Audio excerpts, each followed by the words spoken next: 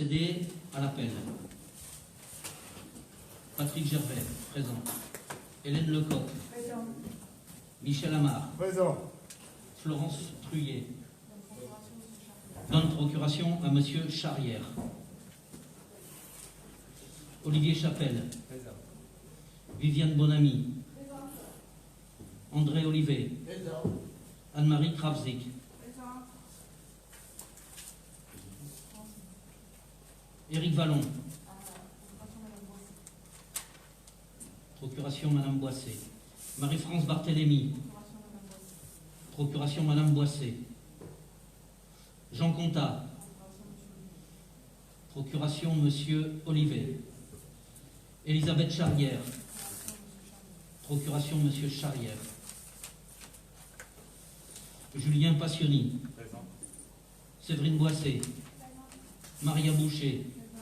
Gilbert Chauvet. Daniel Dallongeville. Michel Charrière. Véronique Morin. Procuration Madame Lecoq. Pierre Lecoq. Procuration Madame Lecoq. Francis Serrano. Estelle Epo. Gérard Quercy. Isabelle Serriot. Frédéric Grosbueno. Cécilia Joubin. Luc Poncy. Donc. Ah oui. Il y avait le solide tout à l'heure, c'est pour ça que c'était, on ne voyait pas trop.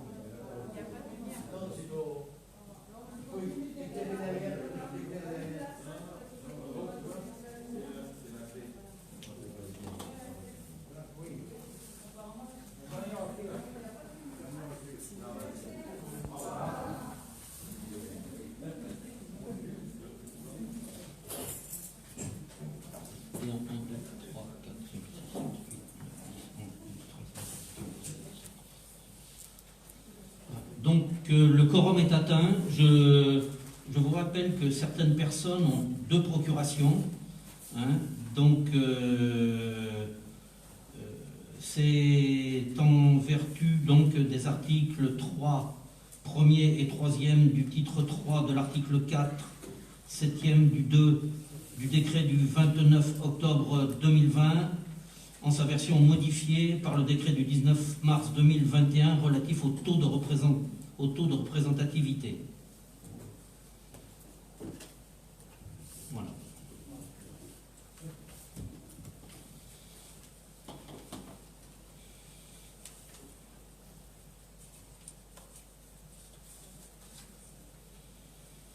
Bien, je désigne Hélène Lecoq comme secrétaire de séance.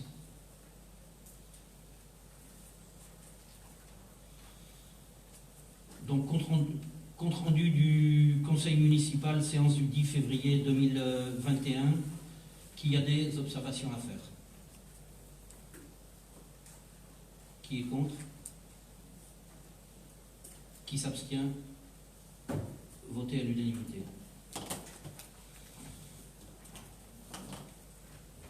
Donc, procès verbal synthétique. Des observations? Qui est contre? Qui s'abstient? Voté à l'unanimité.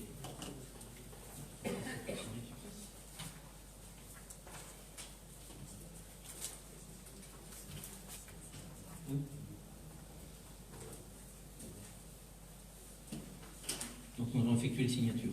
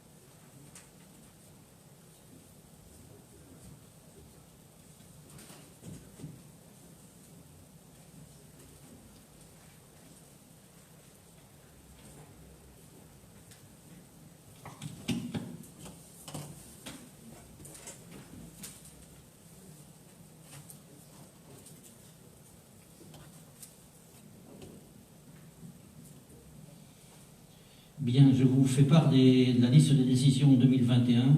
Donc celle de janvier avait déjà été présentée en février. Donc celle de mars, signature des avenants pour le restaurant scolaire à 7,61%, soit 30 650,71 €. Et engagement de la procédure d'appel dossier commune de Clarensac contre Douar.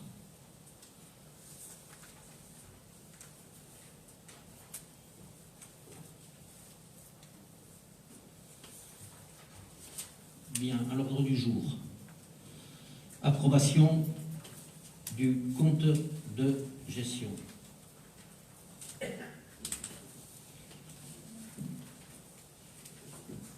Bien, le compte de gestion retrace les opérations budgétaires en dépenses et en recettes selon une présentation analogue à celle du compte administratif. Il comporte une balance générale de tous les comptes tenus par le trésorier, comptes budgétaires et comptes de tiers notamment correspondant aux créanciers et débiteurs de la collectivité, le bilan comptable de la collectivité qui décrit de façon synthétique l'actif et le passif de la collectivité et de l'établissement local. Le compte de gestion est également soumis au vote de l'Assemblée délibérante qui peut constater ainsi la stricte concordance des documents, compte administratif et compte de gestion. Ce premier examen est suivi d'un second contrôle effectué par le juge des comptes. La reddition annuelle des comptes est en charge de fonctions et une obligation d'ordre public. Donc c'est le document, une partie du document que je vous ai donné, qui est les questions.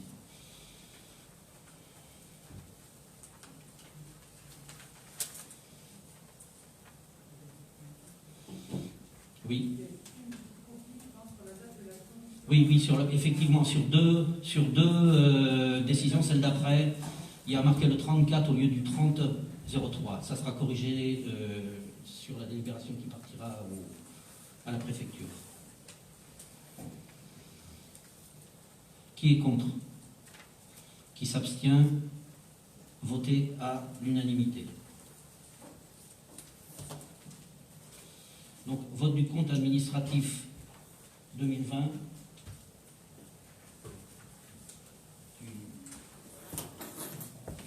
Donc, je précise que je me retirerai au moment de voter comme il est prévu. Olivier Chapelle sera désigné comme président de séance lors de ce vote.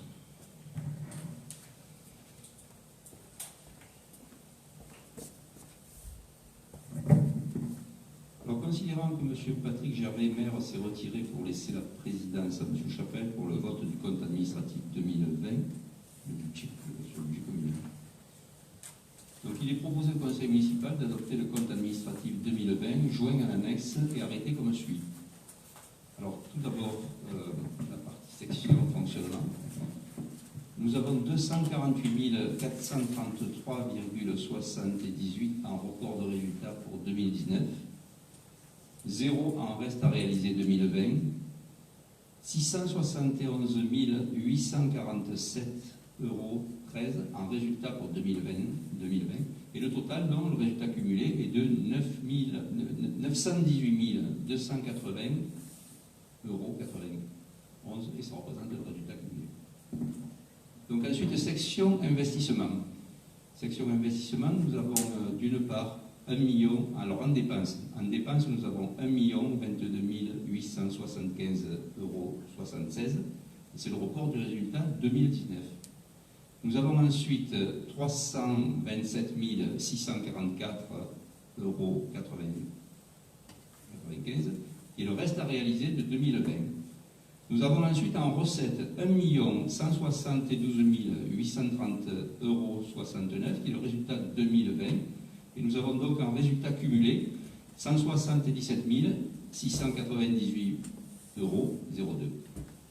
Alors, vu l'avis favorable à l'unanimité de la commission budget projet action en date du 30 mars, donc, sur la proposition, et vu la maquette du compte qui nous est jointe.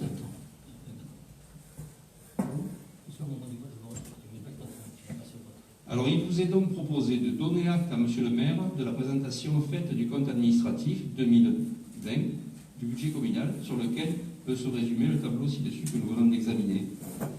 De constater que la comptabilité du budget général des entités de valeur, avec les indications du compte de gestion relatives au report à nouveau, et aux résultats d'exploitation de l'exercice et au fonds de roulement du bilan entrée et du bilan sortie, au débit et au crédit porté à titre budgétaire aux différents comptes, de reconnaître la sincérité des restes à réaliser, d'arrêter les résultats définitifs tels que résumés ci-dessus.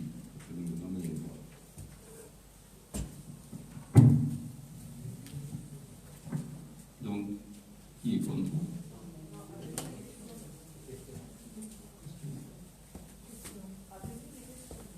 D'accord, madame est pour.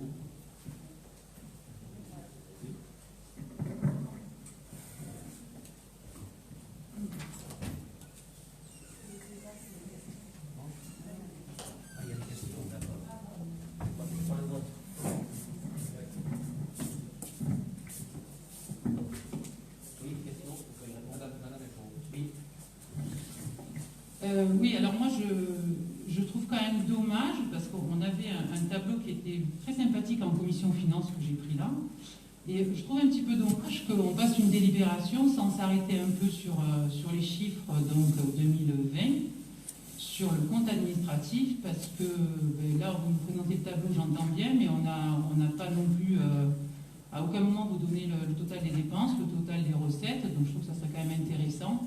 Parce que juste avoir des résultats, c'est bien, mais après, on peut aussi faire des comparatifs et voir un petit peu aussi où en est la commune aujourd'hui. Vous avez ce document, donc, avec, sur le même document que le compte administratif, vous avez les résultats 2020, les résultats 2019 et les propositions 2021. C'est le même document qu'on a eu en commission. Voilà. Et donc, effectivement, en commission, nous en avons discuté. Il n'y a pas eu de questions, il me semble. Vous n'avez pas posé de questions sur le budget 2020, alors qu'il y avait des documents. Vous nous avez expliqué pas mal de choses en commission qui ne sont pas expliquées là. Alors, je l'explique. Voilà.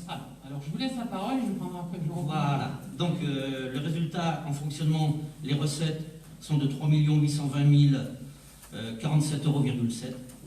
Les dépenses de 3 148 527,37 €. Donc avec un résultat de 671 520,3 sans les 246 433,78 € de l'année N-1. En investissement, en recette d'investissement, nous avons 2 215 336,46 €. Et en dépenses d'investissement, nous avons 2 65 381,53 € qui tient compte des 1022 875,76 € de l'année N-1. Ce qui fait un résultat, comme marqué dans le compte de gestion, le compte de gestion, un résultat de 149 954 €. Donc ce budget 2020 se caractérise, ce CA, pardon, 2020, se caractérise par les particularités suivantes. L'exécution d'un budget de transition partagé entre deux mandats, qui pour des raisons de Covid, ont duré 5 mois pour l'un et 7 mois pour l'autre. Une exécution budgétaire particulière pour raison de Covid pendant 10 mois sur l'année 2020, particulièrement sensible en fonctionnement, en recettes et dépenses, mais aussi en investissement, en retard de chantier et autres. Des dépenses d'investissement quasi exclusivement réalisées en dépenses sur les chantiers du mandat précédent, nouvelle cantine, chemin du Rhône hiver et nouvelle crèche, avec un déficit d'investissement de 1 459 000 € de l'année précédente. Donc sur 1 370 000 de dépenses de mandat émis, je parle de mandat émis, et de reste à réaliser. Donc 1 022 000 ont été consacrés au solde d'exécution du mandat précédent.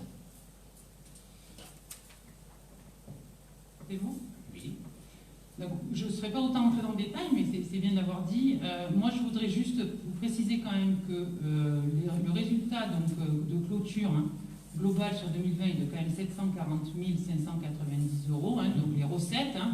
Si je compare à l'année dernière, on était à 267 966. Donc c'est plutôt très bien pour l'année 2020, je pense qu'il faut quand même le dire. Sachant qu'en plus, en 2019, on le sait tous, on avait les produits exceptionnels. On n'a pas cette année.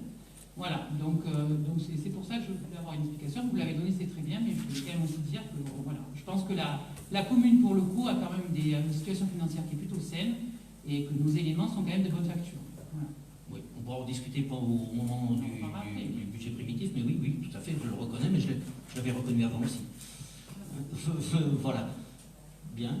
Il y aura d'autres questions, sinon je me retire pour passer au vote. Très bien.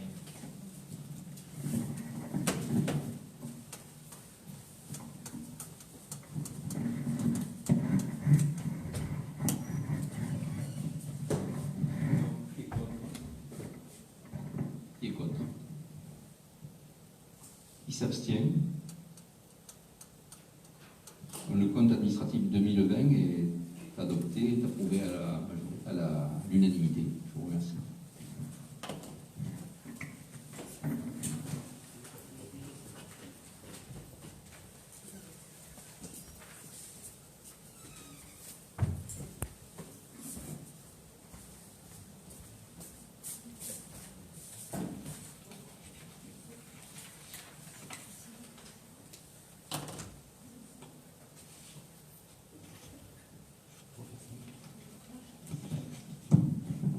Donc, je vais vous faire signer le compte de gestion en 2 exemplaires. Voilà, donc le cahier va passer. Le compte administratif, pardon, pas le compte de gestion. C'est moi qui le signe. Non. Oui.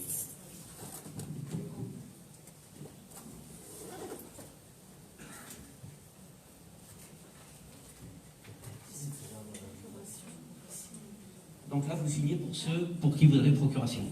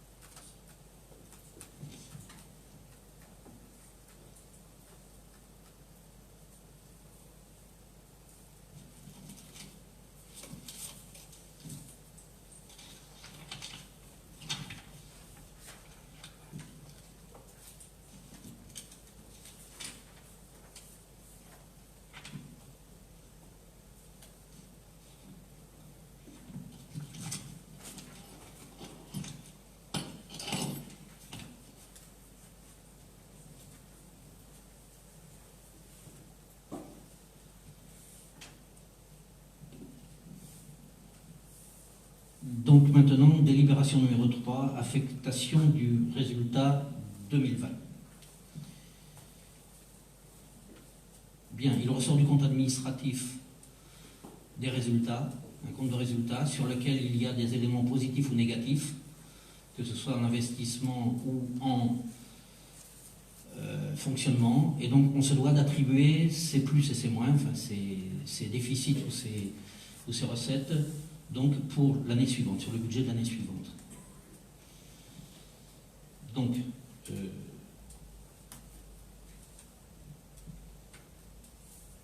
nous constatons un excédent cumulé définitif de la section de fonctionnement de 918 280,91 et un excédent cumulé définitif de la section d'investissement de, hors reste à réaliser, excédent de 149 954,93 euros et avec reste à réaliser un déficit de 177 690,02 euros. Donc je vous propose d'affecter 740 590,89 euros qui est au chapitre 02. C'est le reliquat de l'excédent de fonctionnement de la commune. D'affecter une partie de l'excédent de fonctionnement au compte administratif de la commune également afin de couvrir les besoins de financement, soit 177 690,02 au compte 1068 du compte d'investissement, et de reporter l'excédent d'investissement de 149 000,93 en recette d'investissement à l'article 01, solde d'exécution de la section d'investissement reportée. Voilà, est-ce qu'il y a des questions? Qui est contre? Qui s'abstient? Adopté à l'unanimité.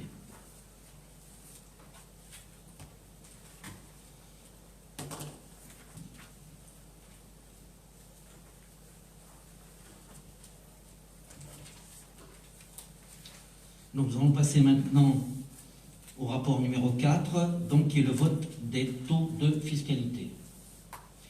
Donc comme nous l'avions annoncé, nous ne voterons pas le taux de fiscalité.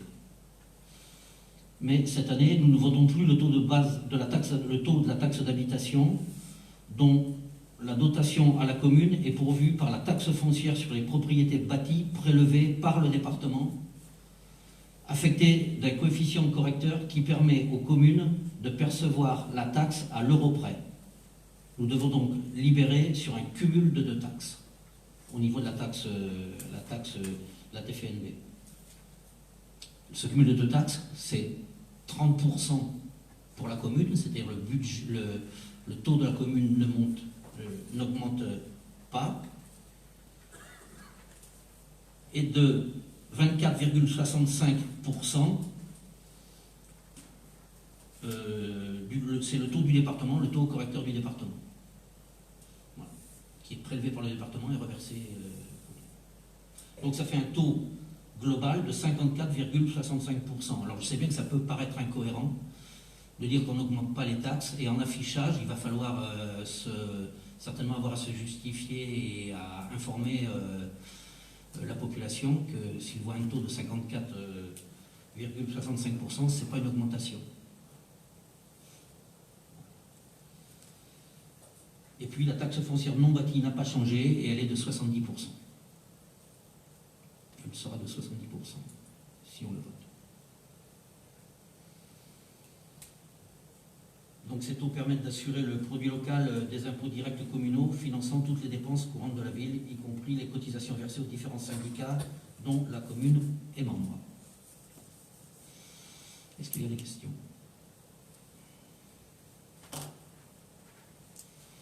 Pas de questions. Qui est contre?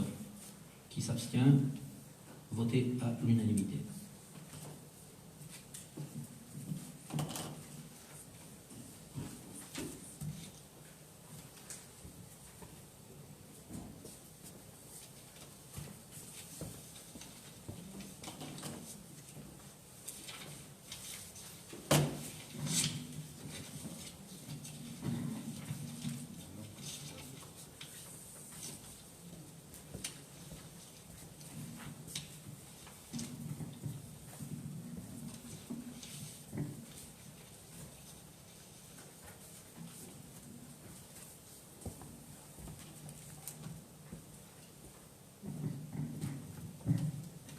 général des collectivités territoriales, je vais y arriver, et notamment ces articles 21-22-21 et 21-22-22, vu l'avis favorable à la majorité de la commission budget projet action en date du 30 mars sur la présente proposition, considérant l'importance qui s'attache à l'obtention d'une réduction de frais financiers annuels que supporte la commune au titre des emprunts qu'elle contracte ou qu'elle a contractés pour le financement de ses investissements. Considérant que sont désormais accessibles aux collectivités territoriales les techniques financières permettant de réaliser ces objectifs. Considérant que du fait de la rapidité des évolutions constatées sur les marchés financiers, il est souhaitable de pouvoir mettre en œuvre ces techniques dans des délais aussi réduits que possible afin d'en retirer l'efficacité maximale. Vu les 4 emprunts contractés par la commune auprès de la Caisse française de financement local, 2 en 2010, 2 en 2007, 1 en 2010 et 1 en 2012. Nous les voyons, ces emprunts, sur la page, sur le verso de la page. C'est les emprunts actuels de la commune. Alors ensuite, donc, nous avons restructuré ces emprunts à un seul, que l'on peut retrouver en page 5. Proposition de refinancement. Donc effectivement, on va réemprunter donc à la Caisse française de financement local. La date de refinancement sera le 15 mai. Le montant de l'emprunt sera de 5 766 175,67 €. Et ce sera un emprunt de 22 ans. La périodicité sera trimestrielle, c'est-à-dire que ça représentera donc 88 versements, 90 échéances. Alors l'échéance sera constante, le taux sera de 1,5% et la mensualité, la trimestrialité sera de 77 051,54 € pendant, tout le temps. Et ceci pendant 88 mensualités. Alors, les avantages et risques associés sont marqués, le montant des frais financiers qui seront dus sur toute la durée du prêt est connu, et en conclusion, à la conclusion du contrat. Donc, il vous est proposé de dire que les opérations de refinancement incluses dans le cadre de l'intervention sont définies comme suit: modification du type de taux, réduction de la valeur nominale du taux ou de la marge appliquée à un index, modification de la fréquence d'amortissement, modification de la durée d'amortissement et modification des conditions de remboursement anticipé. De dire que dans le cas où une opération de refinancement se traduit par un remboursement anticipé d'un emprunt ancien et la souscription d'un nouveau, les règles suivantes sont applicables. Donc le montant de l'emprunt de substitution ne peut excéder celui du capital remboursé par anticipation, majoré des pénalités éventuelles arrondies à la centaine de milliers d'euros supérieurs. Le refinancement de l'emprunt ainsi remboursé ne peut avoir pour effet d'augmenter les frais financiers qui auraient été dus si celui-ci avait été amorti jusqu'à son terme. De dire que les inscriptions budgétaires, tant en dépenses qu'en recettes, rendues éventuellement nécessaires par l'application des dispositions qui précèdent, sont inscrites au budget primitif 2021. Afin d'autoriser Monsieur le maire à signer tout document afférent à la présente.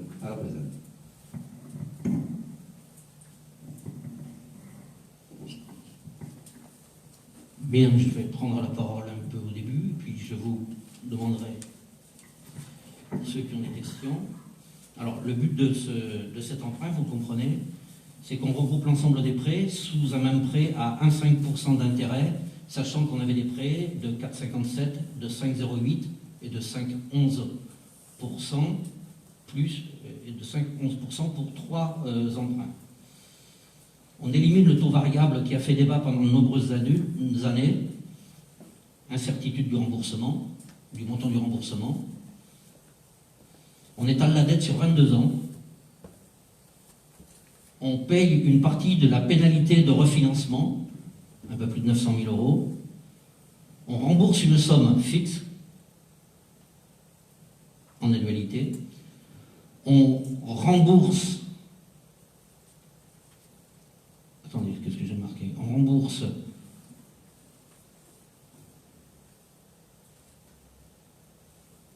On rembourse moins, voilà, je cherchais, il y avait moi, on cherche moins chaque année, donc sauf les 7 dernières années. Le coût total du remboursement, ce qui avait été pour vous, vous nous l'avez dit au dernier, à la commission des finances, le plus important, c'est la première intervention que vous avez faite. Donc le coût total du remboursement s'élève à un surplus de 136 647,15 €, soit au total 6 211,23 € par année, soit 1,43 € par habitant. L'économie annuelle permettra de réaliser plus d'investissements. Et ce prêt tant décrié pendant le mandat précédent, qualifié voire toxique, devient un prêt classique. Notre faculté annuelle de remboursement, puisqu'on rembourse moins par année, va augmenter. Voilà, je vous laisse la parole.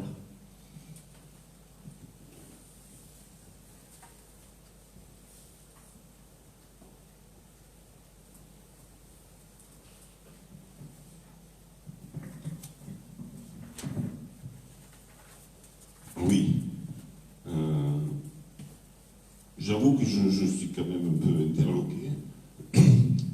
En principe, quand vous allez dans une banque pour renégocier un prêt, c'est pour qu'il vous coûte moins cher à tout le monde. Or là, on est quand même sur... On augmente la dette de 900 000 €. On augmente les remboursements de 3 ans. On fait renégocier le 4e crédit. Bien sûr qu'il est à taux variable, mais il est quand même à 0,19, indexé sur le taux de l'Euribor, qui est négatif et qui le restera encore pour quelques années. Et donc je ne vois pas, dans tout ce contexte, en plus, Estelle le recalculera, mais le tableau de l'après-refinancement, il y a une erreur dans le tableau. Donc je ne vois pas pourquoi, si ce n'est parce que de se donner entre 50 et 60 000 € de plus de possibilités de financement par an pendant 7 ou 8 ans, parce qu'après ça baisse puisque les prêts n'étaient pas tous jusqu'à la fin, jusqu'à 2040, mais s'échelonner.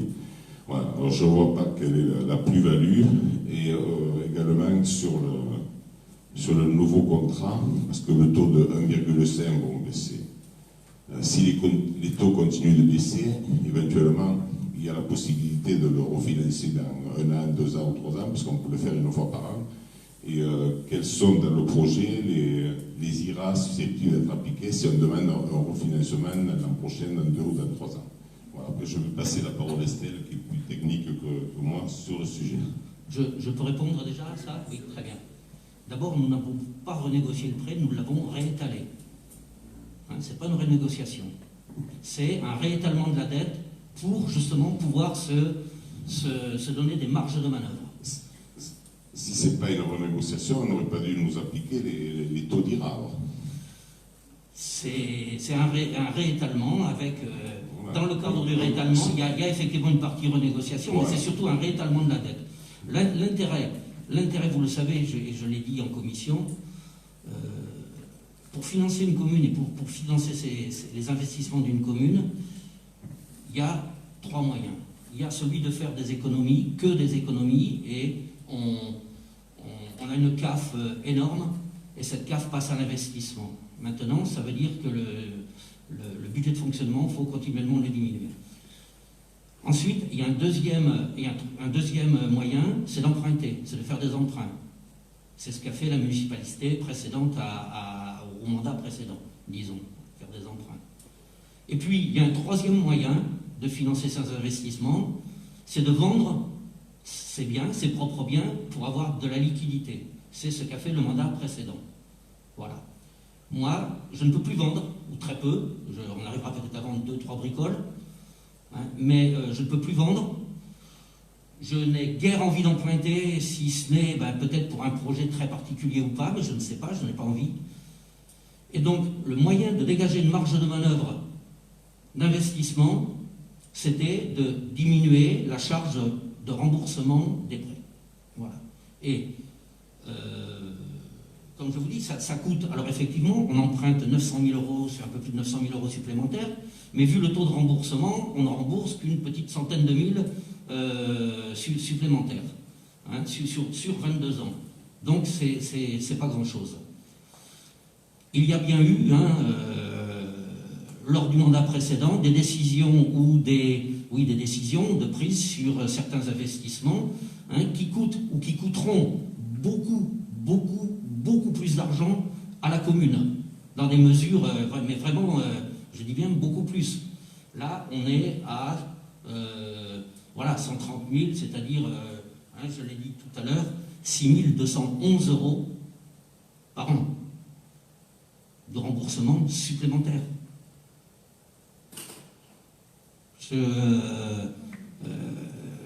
Donc, effectivement, c'est toujours difficile de dire ou de faire comprendre « j'emprunte, mais je suis bénéficiaire d'emprunter », mais ça, c'est le problème de la gestion publique où on est régi par des annualités de travail, des annualités de gestion, et moi, je travaille sur les annualités de gestion, et mes annualités de remboursement vont être moindres. Voilà. Je vais reprendre ce que vous dites.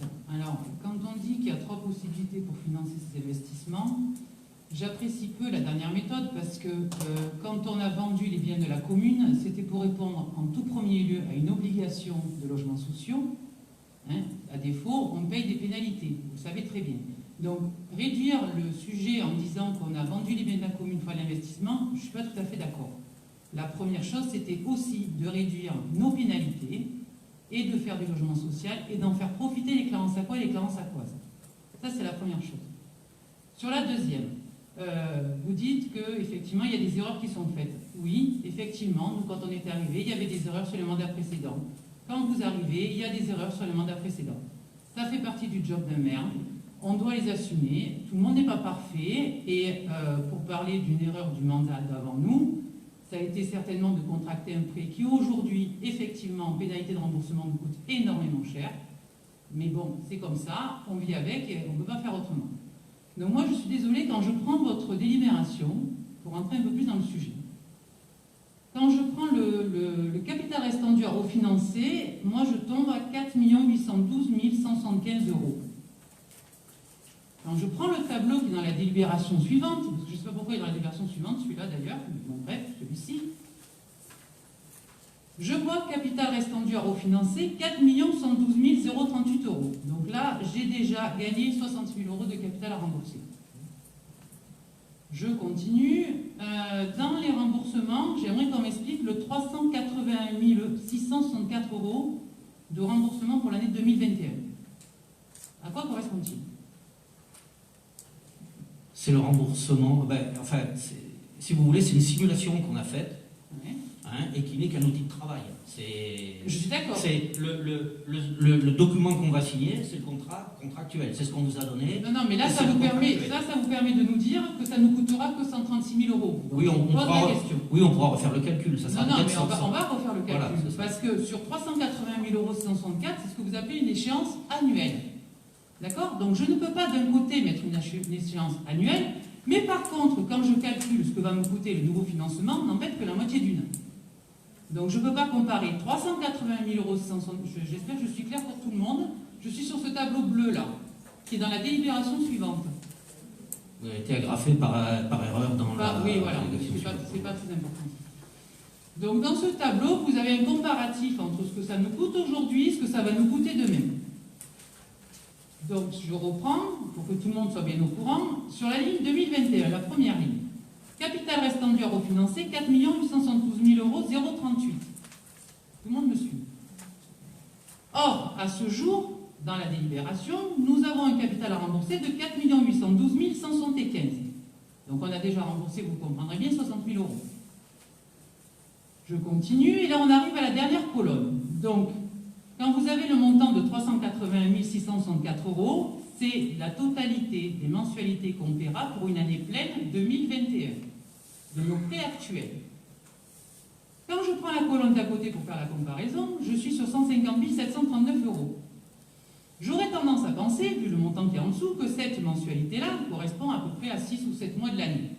Donc je ne vois pas comment on peut comparer déjà 12 mois pleins d'un prêt actuel avec 6 mois d'un prêt futur. Donc là, si je coupe la poire en deux, grosso modo, on ne va pas chipoter, je récupère quand même à peu près 160 000 euros. Que je rajoute à mes 136 000 euros. On est d'accord ou pas? Peut-être. Ah non, mais peut-être. Si on décide de rembourser l'emprunt au mois de mai 2021, on ne peut pas dire qu'on va payer 380 000 euros de mensualité. La première mensualité, c'est au mois d'août. Ben, c'est encore, ben, si vous voulez, parce qu'on est à trimestre échu, donc ça ne changera pas grand-chose. Hein. Voilà, donc pour calculer, on est obligé de comparer. Mais on doit payer également donc, les 2 premiers trimestres de l'ancien emprunt. Tout à fait, donc pas 380 000 euros, on est bien d'accord. Hein, donc la moitié. Donc ça veut dire que là, déjà sur l'année 2021, je suis à 160 000 euros de moins que ce que vous avez dans votre tableau. C'est 380 664 Oui. divisé par 2, plus Voilà. 150, plus 150, et ça fait très peu de différence. Ça fait 160 000 euros de différence. Je suis désolé. Voilà, exactement. Quoi qu'il en soit.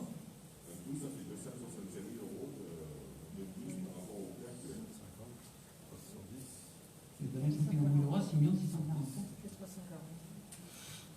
Ça fait 40 000 euros de différence. Ah ben non. Non? Ben non. Sur le total de 6 640 000 Bon, bref, oui, euros. d'accord. Bon, Non, il y a mais c'est pas certainement- bref. Il y a C'est pas certainement, bref, oui, c'est- non, mais non, je c'est pas reconnais, vrai. il y a certainement une erreur sur ce tableau. Non, mais Bon, voilà. c'est pas le problème de l'erreur. Le problème, c'est que là, on est en train de parler d'un endettement pour la commune qui est Oui. quand même de 5 766 000 euros Oui, et que je pense que les choses doivent être précises. oui, Parce que là, on est en train de renouveler, donc de refaire un emprunt qui Oui. va quand même coûter à la commune plus de 300 000 euros. oui. Je suis désolé, hein, là, on ne peut pas Plus dire de- autrement. 300 000 euros. 300 000 euros d'écart, on a entre l'ancien, les anciens et le nouveau. Ensuite, comme l'a dit Luc, et je le confirme, le dernier prêt, qui est quand même 2,9 millions, il a taux variable. Donc aujourd'hui à 0,19. Il Actuellement. ne nous coûte rien. Mmh. D'accord? Et comme il a taux variable, il n'a pas de pénalité de remboursement. Donc ma question est, pourquoi allons-nous rembourser celui-ci? Alors, d'abord, parce que vous avez pendant 6 ans dit que c'était le problème dans cet emprunt-là, dans ces emprunts-là, que c'était l'emprunt à taux variable, parce qu'on ne savait pas comment il était capé, parce qu'on ne savait pas où aller et si les taux de remboursement allaient augmenter ou diminuer. Moi, je ne sais pas dans 10 ans si justement le taux ne va pas doubler, quadrupler. Je n'en sais rien sur les taux variables. Je n'en sais rien. C'est pas ce prêt-là qui pose problème, c'est le premier. Je n'en sais rien. C'est le premier qui pose problème, avec la pénalité de 900 000 euros. C'est Oui, pas mais du le tout premier, celui-là qui le pose premier, problème. on ne pouvait pas le D'accord. négocier seul. Donc, voilà, il était négociable Alors, qu'avec l'autre.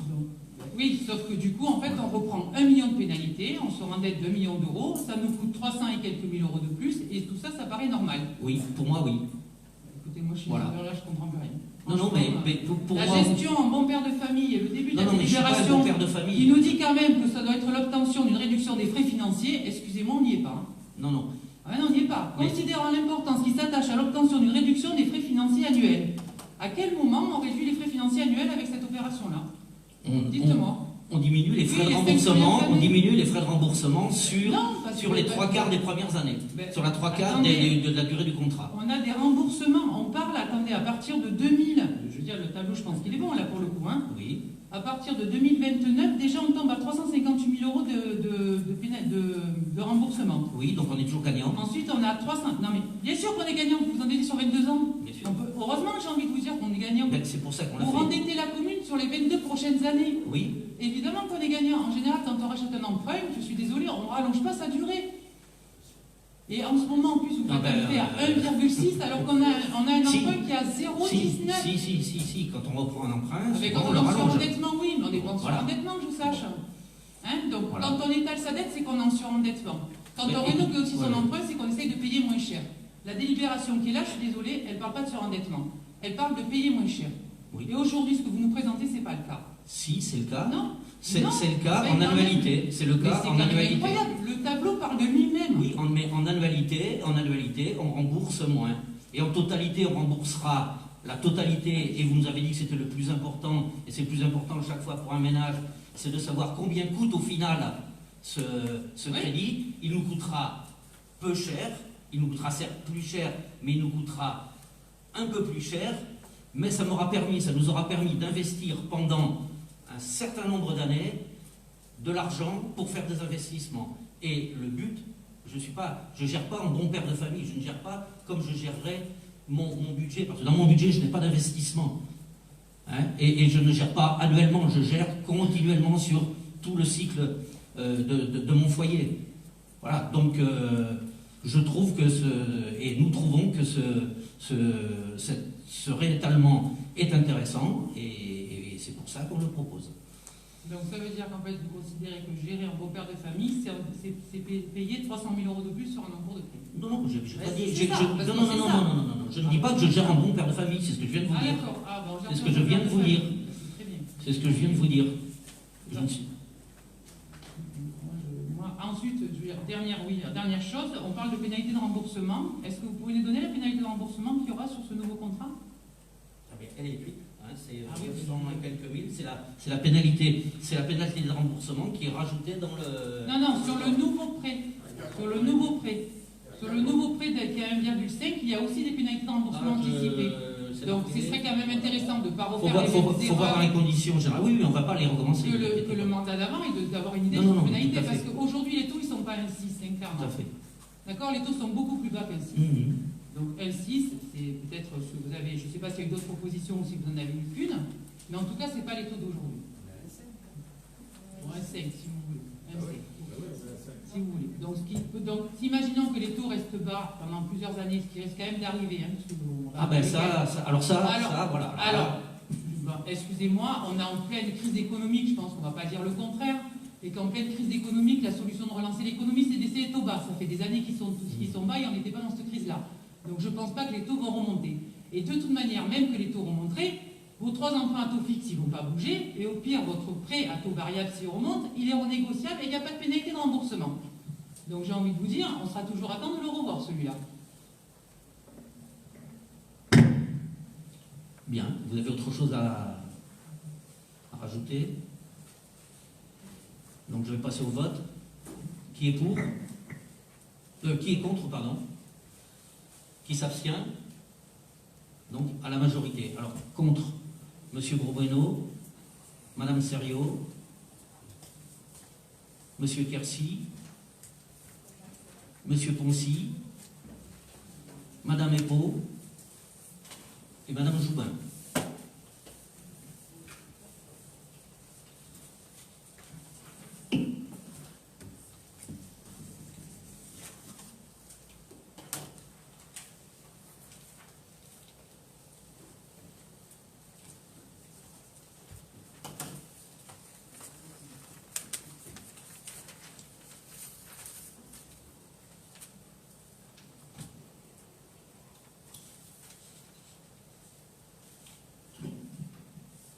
Bien, le vote du budget primitif. Donc, c'est le 6e rapport de présentation. Donc, comme vous le savez, le budget primitif se vote à l'équilibre des 2 sections. Donc, section d'investissement et section de fonctionnement. Donc, autant vous avez de recettes, autant vous devez trouver des dépenses ou inscrire des dépenses. Donc le budget de fonctionnement est à l'équilibre à 4 697 766,64.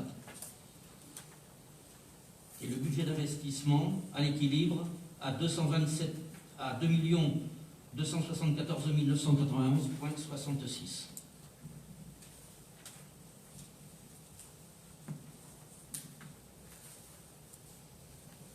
Bien, comment voulez-vous procéder? Soit on vote chapitre par chapitre à avoir délibéré, ou tout simplement, vous me dites dans les chapitres lesquels vous avez des questions et on y répond.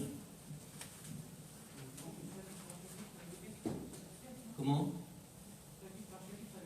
D'accord. Alors, budget collectif.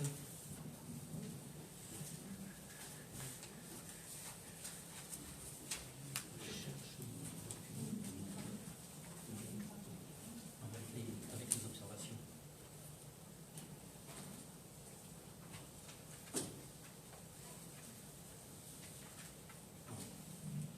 Bien. Donc les charges à caractère général ont été évaluées à 1 155 383,45.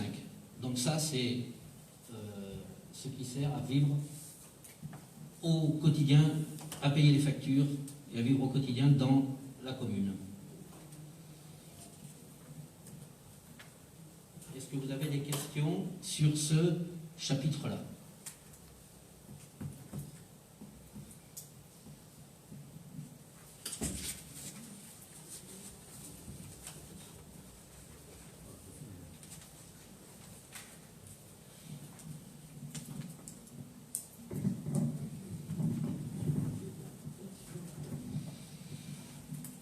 Juste une petite question, oui, 1 155 000, c'est quand même, là, on a fait en 2020 659 000 euros de charges à caractère général, donc il y a quand même une belle augmentation. Oui. 2020 pour moi ne sera pas forcément une année sur laquelle on peut se baser, parce qu'elle a été compliquée avec la crise. Par contre, sur 2019, on était quand même à 722 000, donc il y a quand même aussi une augmentation.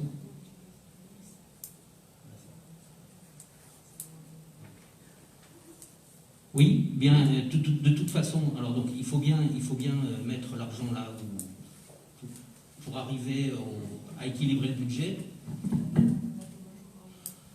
Donc là où nous avons rajouté, c'est sur la maintenance, entre autres, beaucoup. Là, comme nous avons mis 50 000 euros au lieu de 38 000 ou 28 000 en 2019.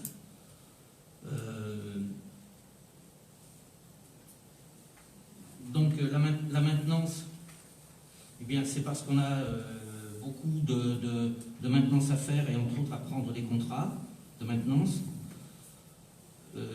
Là où on a mis beaucoup, c'est autres faits divers, donc 23 076, c'est une poire pour la soif. Les honoraires qui augmentent énormément, 55 000 euros, parce que nous sommes la première année de fonctionnement et donc nous devons faire tous les frais d'études. Non, ça c'est en investissement. Là, 55 000, c'est sur les honoraires parce que nous avons beaucoup de contentieux. Et donc, il a fallu quand même prévoir beaucoup plus d'argent qu'on ne prévoyait habituellement. Ensuite,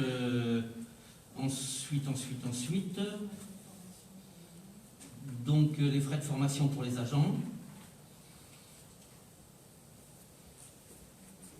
Voilà. Et après, bon, frais de nettoyage des locaux parce que nous allons avoir des locaux neufs à remettre à nettoyer pour leur mise en œuvre. Donc voilà, remboursement de frais d'auto-organisme et puis voilà. En fait, l'augmentation est constante sur l'ensemble des postes.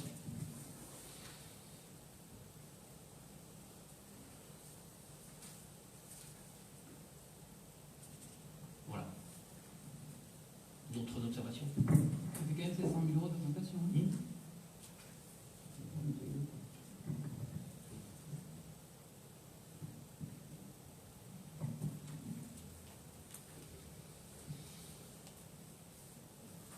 Bien. Donc, qui est contre?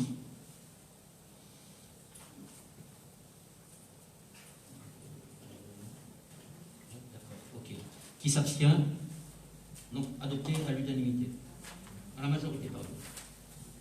Donc, charge de personnel, 1 893 292,85. Des questions?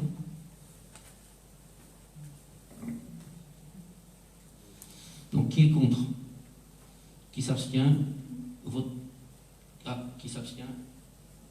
6 abstentions.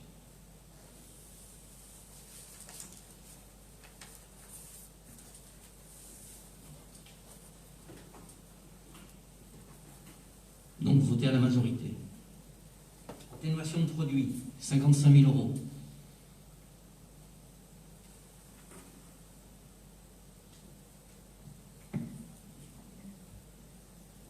Pas de questions? On peut peut-être dire quand même que c'est le prélèvement de la loi service. Oui, c'est le prélèvement de la loi Voilà. SRU qui a Donc, augmenté. Voilà, exactement. C'est oui, effectivement, qui a augmenté de 20 et quelques pourcents, puisqu'elle était à 33 000 l'an dernier, et elle passe à, on a eu là hier ou avant-hier le montant, à 47 000 ou 47 000 et quelques euros. Donc on avait provisionné 55 000 euros, parce qu'on ne savait pas, on n'avait pas encore la notification. Voilà, et je pense que les années suivantes seront encore pires. Hein, c'est annoncé. L'utilité de faire des logements sociaux. Comment? Ou l'utilité de faire des logements sociaux. Ben oui, nous en faisons. Nous en faisons et nous continuons à en faire.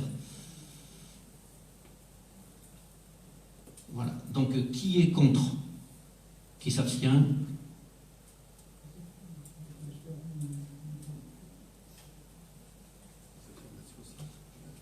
Donc, votez à la majorité.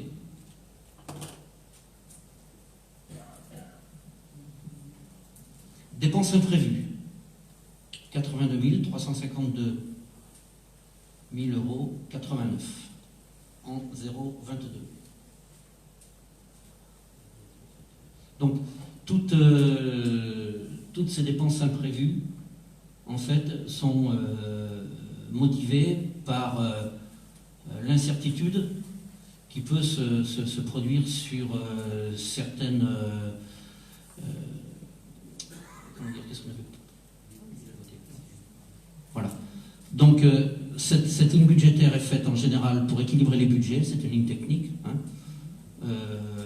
Quand vous n'arrivez plus à augmenter les autres lignes parce que ça peut paraître trop gros, comme vous l'avez fait et comme vous l'avez trouvé pour le chapitre 11, eh bien, on met cet argent dans les dépenses imprévues. Alors par contre, sauf erreur de ma part, quand on était en commission finance la semaine dernière, elle était de 200 et quelques mille euros. Hein. Oui. Ouais. Mais depuis, vous avez des documents où elle n'était plus à 200 000 euros parce que l'attribution des dotations est arrivée dans la semaine, et qu'on a été obligé de recalculer.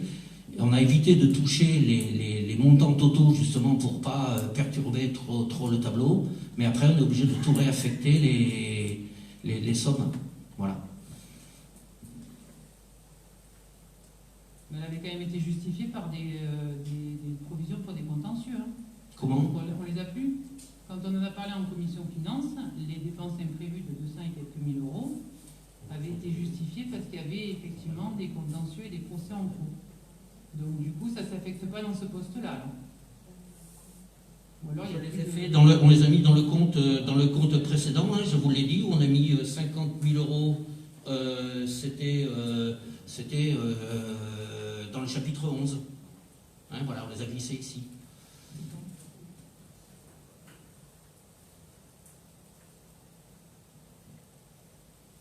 Voilà, donc qui est contre?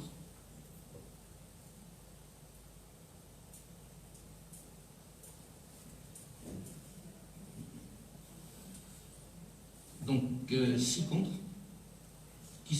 6, c'est ça? Oui. Qui s'abstient? Votez à l'unanimité. Votez à la majorité. Donc 23, virement à la section à la section d'investissement, 801 365 89. 80, pardon.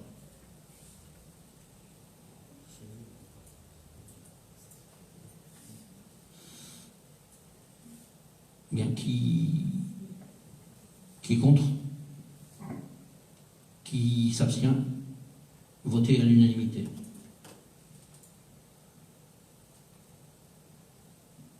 Donc les opérations d'ordre 042 entre sections, ce sont les amortissements, donc ça se calcule automatiquement et ce sont des provisions pour les amortissements. Il y a quand même une baisse, hein, une Ouais, forte baisse entre l'année dernière tout à et fait. cette année-là. Oui, tout à fait. Ça s'explique comment De plus de 100 000 euros. Tous les années, les amortissements diminuent si on n'achète pas soit du matériel, soit des choses qui s'amortissent. On n'a pas eu de livraison l'an dernier, pratiquement, de biens amortissables, et des biens ont dû s'arrêter. De toute façon, c'est le logiciel de compta qui, en fonction des entrées en investissement, calcule les amortissements. Je ne mets pas du tout en cause le montant, mais c'est vrai que je trouve que la baisse est quand même importante, quoi. D'ailleurs, je pense que durant le mandat, on étudiera justement les durées d'amortissement. Parce que je pense qu'il y a peut-être Parce qu'il y a des... On s'est aperçu quand même qu'il y avait des choses assez particulières, et donc on aurait certainement à en parler ensemble. Bien. On l'a voté, non? Donc, qui est contre? Qui s'abstient? Voté à l'unanimité. Autre charge de gestion courante. Donc, autre charge de gestion courante, c'est le 65. Qui a des questions? 333 019 38.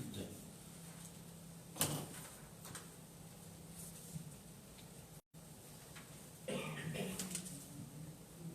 vais juste poser une question par rapport aux indemnités des élus. Oui. Parce que je sais qu'on en a parlé en commission de finances aussi. Oui. Parce qu'elles augmentent et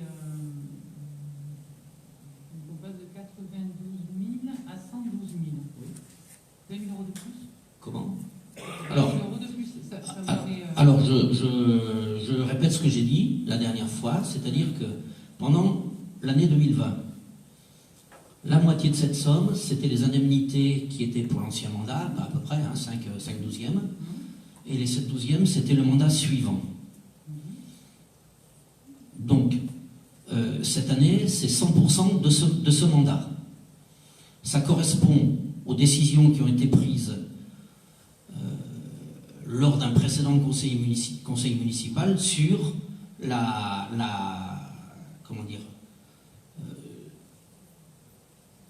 sur les indemnités dédiées aux élus. Nous avons décidé d'être plus d'élus que vous, ça vous le savez. Mais, par contre, nous avons baissé les taux de rémunération des élus. Hein, voilà. Et donc, ça donne ce résultat. Hein. Tout le monde avait voté, vous aviez voté... C'est-à-dire que moi, si je prends 2019, qui va être une année pleine de l'ancien mandat, on est d'accord, hein, oui, on est à 92 879 euros. oui, Et si je prends une prévision 2021, on est quand même à 112 481 euros. oui. Donc j'entends ce que vous me dites, mais je trouve que 20 000 euros d'écart, ça fait quand même beaucoup. Voilà. C'est le nombre d'adjoints en plus. C'est le nombre de plus, ça fait 20 000 euros de plus. En gros, c'est le calcul. Et les délégués, le nombre de délégués. En fait, le maximum est prévu par la loi. À partir du moment où on décide d'avoir tant d'adjoints, on peut aller jusqu'à tel maximum de sommes dédiées aux élus. Voilà. Nous avons pris le choix d'avoir moins d'élus, d'être moins payés, mais d'avoir plus d'élus. Voilà. C'est un choix, hein. Ça représente un tiers de ce que des 60 000 que vous récupérez sur le prêt. Oui, non, mais vous inquiétez pas, quand on aura à payer des subventions ou des pénalités concernant les prochains travaux, je saurai vous faire remarquer combien ça représente par rapport aux pénalités des emprunts. Ne vous inquiétez pas. Donc, qui est contre? Qui s'abstient? Votez à la majorité. Donc, charge financière, 242 711,18. 66.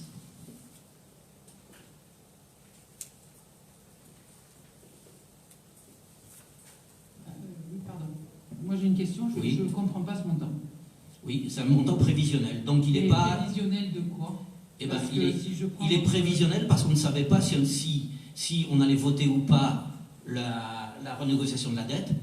Et donc, on l'a abondé de manière à ce que si l'on ne renégocie pas, ou si l'on renégocie, la ligne soit assez abondée.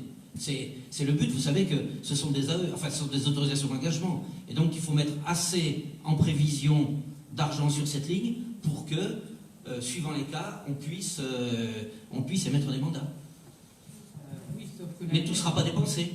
Ah non, mais d'accord, mais il faut être un peu quand même logique aussi dans ce qu'on met dans les budgets. Donc, quand en 2020, on a payé 150 000 €, que vous nous mettez en charge financière en 2021 242 711 €, excusez-moi, et quand je reprends encore une fois, désolé, hein, le tableau qui est là, Oui. ben, les charges financières, si vous refinancez le prêt, elles ne sont pas de ce montant-là. Mais je fais un budget. Je suis en train de construction budgétaire.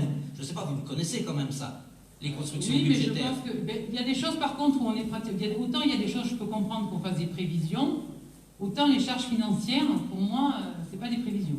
Donc normalement, c'est très bien ce qu'on va payer en charges financières l'année prochaine. Désolé.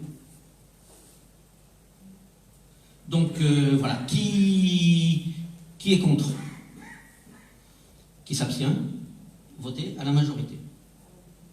À la majorité. Et donc, charge exceptionnelle, 4 400 €. Pardon. Voilà. Il y a des questions? Qui est contre? Qui s'abstient? Votez à la majorité.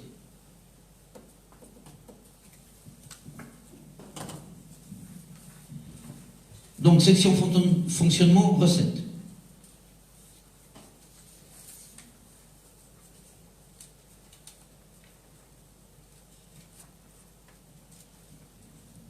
Donc en 02, donc c'est le résultat de fonctionnement reporté.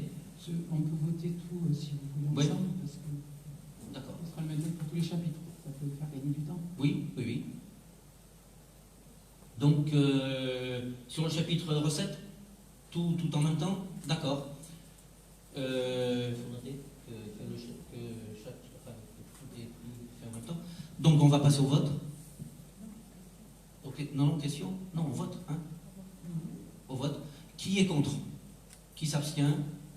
Votez à l'unanimité.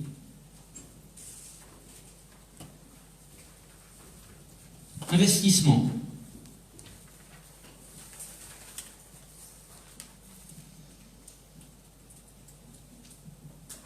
Bien, 10 taxes d'aménagement, 1601 €, le 10.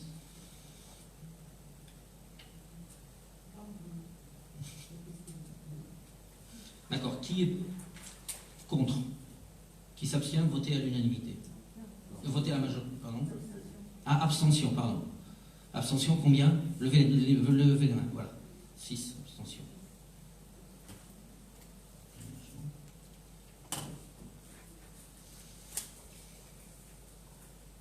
Emprunt et dette assimilée, 220 680. Là, c'est pareil. Alors là, c'est quand même étonnant, parce que là, vous avez pris exactement le montant qu'on avait dans le tableau. Oui. Donc en capital, on est bon, mais pas en charge financière. Oui, tout à fait, oui, j'assure. Il n'y a pas de problème. Je suis en budget, je suis en construction budgétaire. Je dois équilibrer les comptes d'une section par rapport à l'autre. Donc, vous savez très bien, mais vous l'avez fait les années précédentes en faisant la construction budgétaire. Nous prévoyons 4 600 000 de dépenses, nous n'aurons que 3 800 000 ou 900 000 de dépenses. Ce reste-là, il faut, entre guillemets, et c'est la loi, hein, en suivant la loi, le camoufler quelque part dans tous les chapitres. Je suis désolé, c'est comme ça.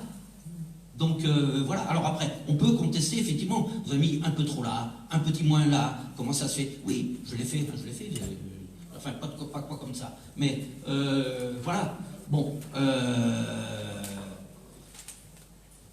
Mais si on en met un petit peu là et un petit peu là, effectivement, il n'y a rien à dire.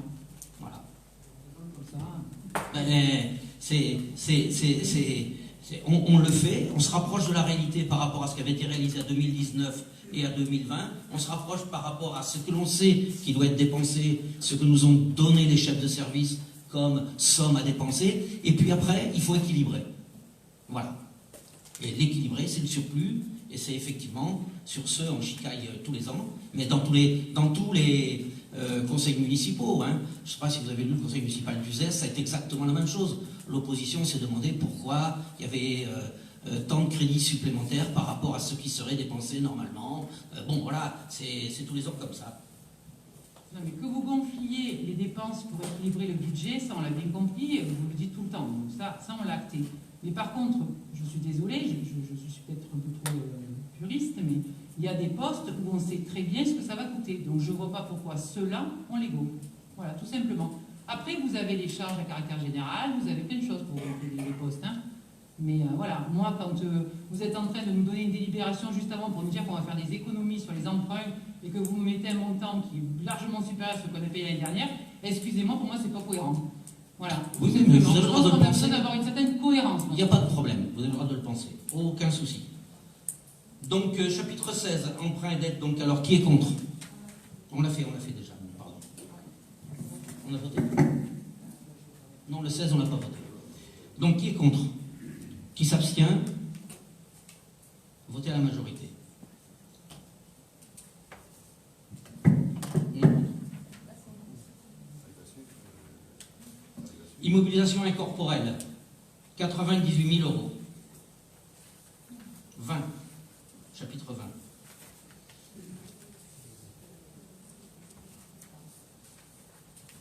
Voilà. Qui est contre? Qui s'abstient? Votez à la majorité.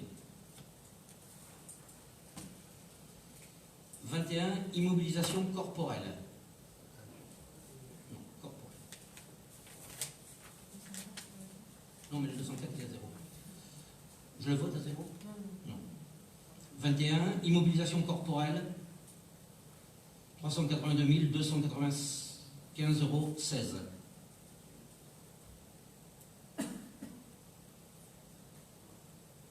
Qui est contre? Qui s'abstient? Votez à la majorité. 23. Immobilisation en cours. 1 572 190,03. Dans ce chapitre, vous trouvez tous les projets qui sont en cours de réalisation et qui ont été édictés dans le DOB. Qui est contre? Qui s'abstient? Votez à l'unanimité, à la majorité. Il y a la crèche et le restaurant scolaire, non, hein, je précise. 261, participation créance, 225 euros. Qui est contre? Qui s'abstient? Votez à la majorité.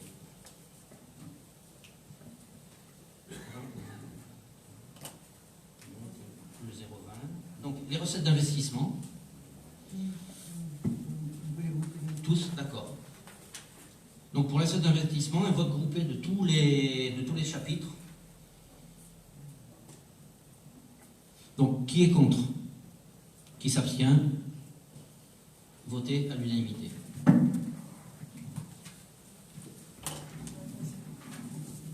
Allez, donc là, il va falloir signer.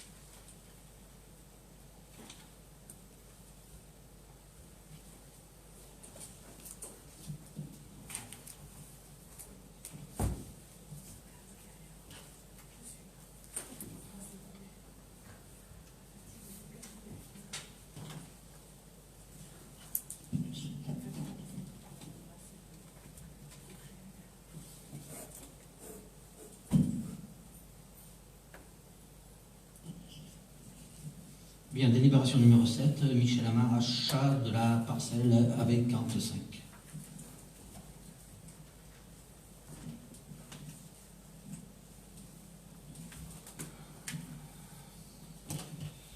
Achat de la parcelle AV45, il vous est proposé donc de décider d'acquérir la parcelle AV45.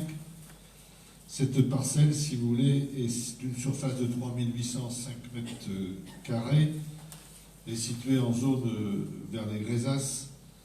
Elle est sur la zone urbaine sous le règlement national d'urbanisme, impactée également par le ruissellement. Elle appartient donc à M. Jean-Marc Soulas, qui souhaitait vendre cette parcelle et a contacté la mairie. Il nous l'a fait savoir par écrit en date du 9 février 2020 et donné son accord pour revendre cette parcelle au prix de 5 327 €, ce qui représentait 1,4 le mètre. Pourquoi cet achat, en fin de compte? Nous souhaitions, au niveau de la commune, acquérir un peu de foncier, c'est certes, mais c'est surtout essayer d'enrayer le dépôt de déchets dans cette zone, car il est situé relativement proche de l'école primaire et de la desserte par la voie partagée. Et puis, dans l'avenir, d'envisager la création éventuellement d'un espace vert communal ou un lieu de rencontre dans le futur. Cette valeur du terrain est inférieure à 180 000 m² parce que sans ça, il faudrait demander l'avis des domaines. Nous en avions parlé, bien sûr, discuté lors des commissions cadre de vie, sécurité, voirie et travaux, et les avis avaient été favorables. Donc il vous est donc proposé de dire que les crédits nécessaires sont ouverts au budget communal 2021 et d'autoriser M. le maire ou son représentant à signer l'acte et à effectuer toutes les démarches et formalités requises nécessaires à la réalisation de cette transaction. Voilà. Des questions, je sais pas.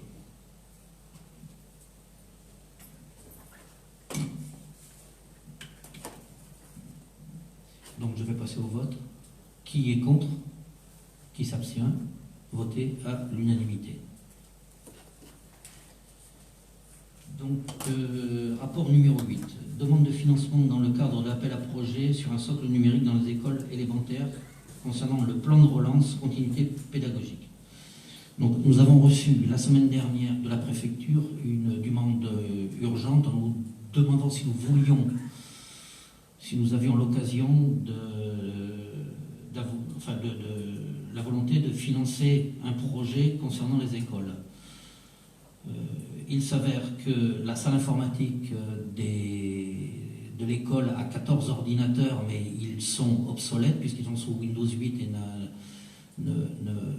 n'acceptent plus certains logiciels de l'éducation nationale à l'heure actuelle. Nous en profitons également pour changer les 2 ordinateurs de la bibliothèque aussi, qui sont les mêmes en fait. Ça ferait un montant de 11 000 € pour lequel l'État nous propose un financement de 70%. Donc nous nous sommes précipités d'accepter et voilà, nous avons déjà eu une réponse de l'Éducation nationale qui a dit prendre en compte notre projet. Voilà.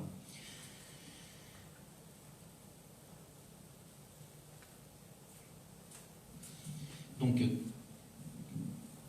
je vais passer au vote. Qui est contre? Qui s'abstient? Voté à l'unanimité.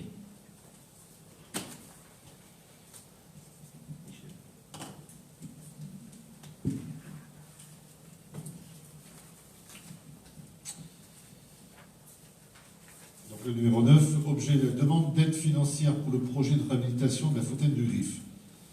Alors, vous n'êtes pas sans savoir que la fontaine du Griffe, pour les habitants, c'est un lieu très important de rencontre. Depuis de nombreuses années, malheureusement, cette fontaine du Griffe s'est dégradée, difficulté d'approvisionnement en eau, un peu compliqué. Donc on avait donné comme priorité de pouvoir la rénover. Et c'est vrai que nous avions souhaité que ça se fasse rapidement. Simplement, dans les diverses études qui ont été menées par des entreprises, ont montré que cette fontaine était un peu plus dégradée qu'on ne le pensait, notamment des problèmes d'étanchéité sur la pierre également était très abîmée. Et donc nous avons dû revoir un petit peu ce projet pour calculer vraiment un montant de rénovation. Ce montant est estimé à 29 093,62. Et bien sûr, nous sommes efforcés d'aller chercher toutes les subventions possibles et inimaginables.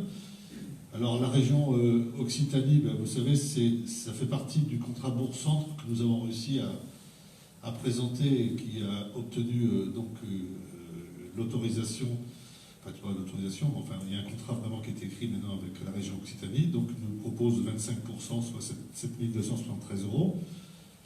Et puis diverses aides au niveau du département, le programme européen Leader et le fonds de concours de Nîmes Métropole. Pour l'instant, on n'a pas encore le montant qui pourrait nous être alloué.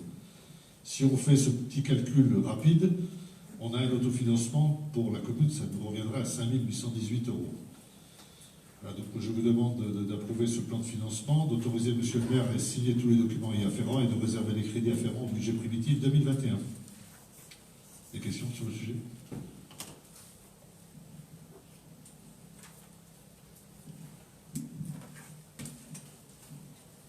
Donc je vais passer au vote. Je précise que c'est le montant hors taxe, 29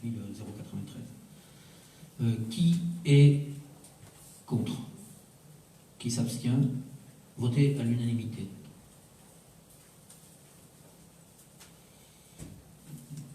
Donc demande de financement pour le projet d'éclairage public au LED, route de Langlade. Monsieur Olivet. Objet, demande de financement pour le projet d'éclairage public au LED de route de Langlade.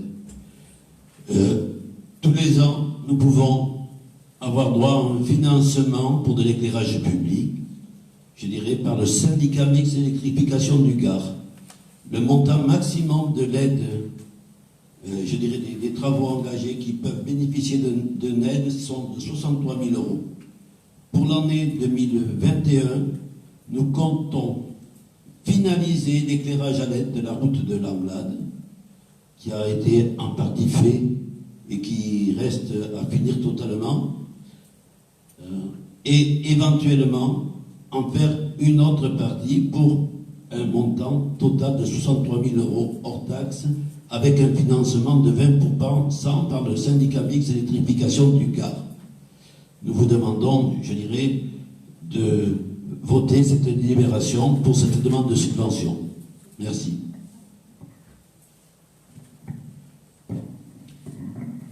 Bien, je vais passer au vote. Qui est contre?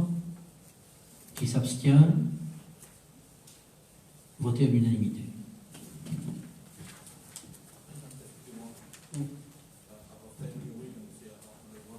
Oui. Oui. Je voudrais savoir pourquoi ça ne rentre pas dans le programme de performance énergétique. Alors, d'abord, le contrat de performance énergétique qui a été signé, il a été signé sur un tiers des points lumineux de la commune. Hein, il prend en compte qu'un tiers des points lumineux de la commune.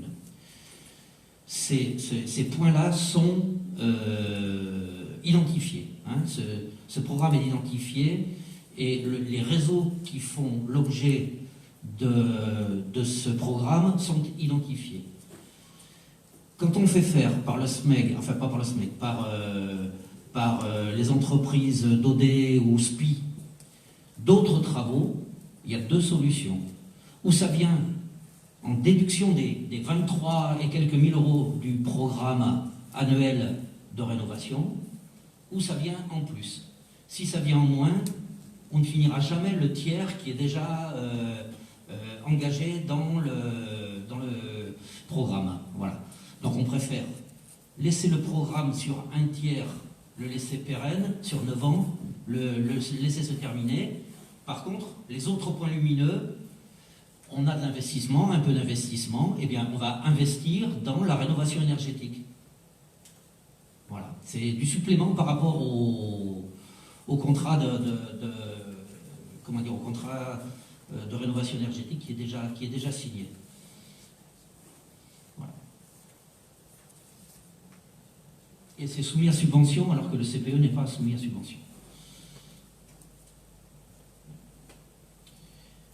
Délibération numéro 11, Viviane Bonamy, autorisation de donner à Monsieur le maire de signer la convention de commande pour la restauration scolaire avec les communes de Saint-Côme et de Saint-Dionisy. Donc, comme vous savez, le contrat actuel termine au mois d'août. Donc, on a mis une convention entre plusieurs communes afin d'obtenir simplifier les demandes administratives, avoir un poids supplémentaire auprès des prestataires pour imposer des critères très qualificatifs, exemple le bio, le produit régionaux, ainsi de suite, s'assurer du respect de la prestation de la réglementation en vigueur, réaliser des économies et optimiser financièrement les prestations grâce à l'effet volume, réduire le gaspillage alimentaire en adaptant les quantités livrées à l'appétit et au goût des enfants et bénéficier d'un accompagnement technique plus important.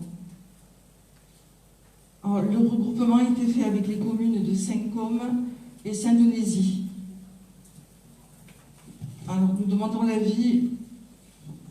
Nous avons eu l'avis favorable à l'unanimité, j'arrive jamais à le dire, de la commission service aux familles, enfance, jeunesse et seniors le 24 mars 2021.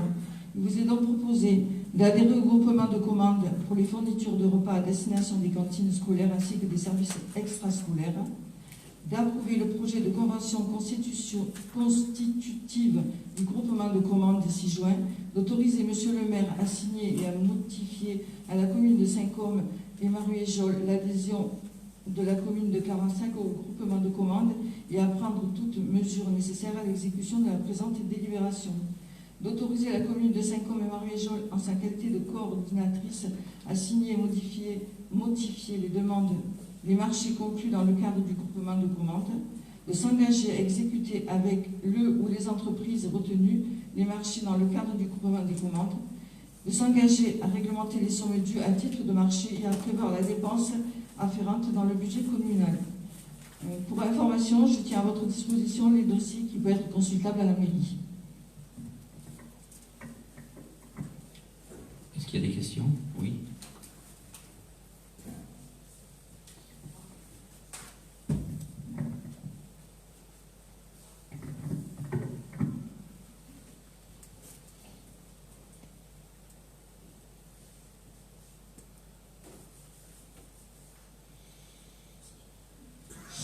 Oui, j'ai vu que le coordinateur du groupement, ce serait la commune de Saint-Côme.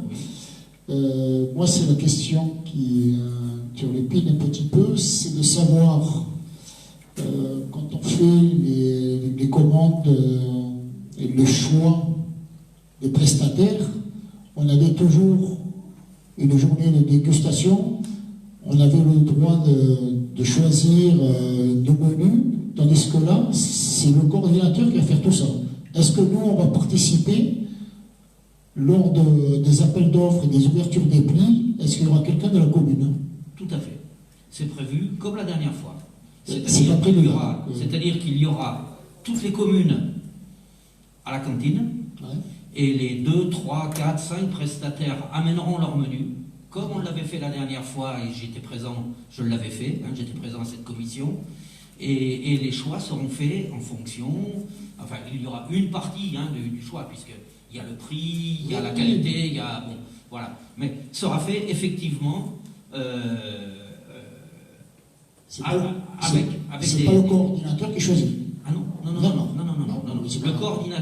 Le coordinateur, c'est lui qui a été chargé de mettre en place les formalités administratives avec la plateforme juridique de Nîmes Métropole.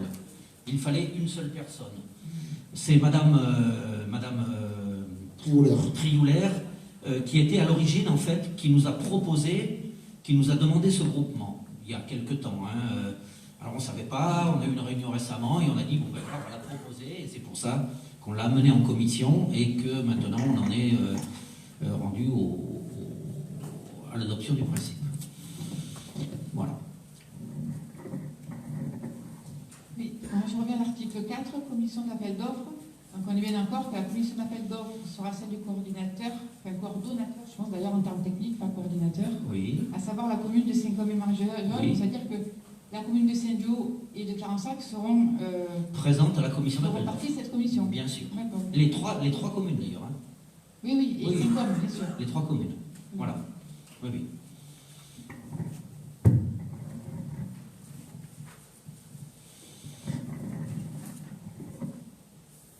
Bien, je vais passer au vote. Qui est contre? Qui s'abstient? Voter à l'unanimité. Lors de la première dégustation avec les parents, il y aura aussi les parents. Donc il y aura les élus et les parents aussi, comme la dernière fois. Pas tous. Comment? Pas tous. Ah oui, non, bien sûr. Moi, ça ne me dérange pas. Bien. Rapport numéro 12. Approbation du règlement intérieur des accueils périscolaires, accueil, restauration, études et école maternelle. Viviane Bonamy. Nous avons été obligés de modifier les règlements intérieurs. Alors, c'est juste quelques petites modifications. Donc, la modification, c'était la date de délibération, ça c'est un peu obligatoire. Parce qu'à l'intérieur, il y avait des personnes qui ont changé de lieu, donc c'était d'autres personnes, et les numéros de téléphone aussi ont changé. Exemple, à l'accueil maternel, il n'y avait pas de numéro de téléphone, c'est le téléphone de la cantine. Alors que maintenant, comme il y a un accueil à part, c'est le numéro de téléphone de l'accueil. Après, à la dernière page, nous avons été obligés aussi de changer le nom et la date, et le nom de Monsieur le maire. Le reste à l'intérieur est inchangeable. Il n'a pas été changé, pardon.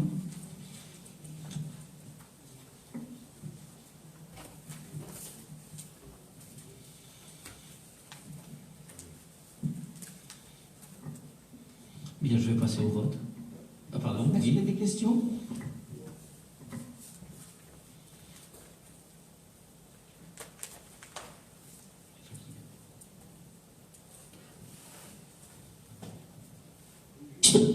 Juste à la page 4, sur les tarifs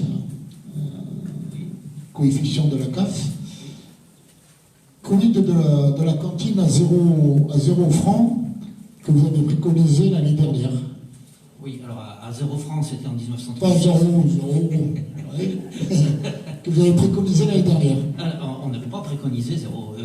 Alors, l'État avait prévu, dans certaines zones, mais pour certaines zones seulement, la possibilité de faire des repas, enfin de faire payer 0 €, en fait de subventionner des repas qui coûteraient 0 € aux familles.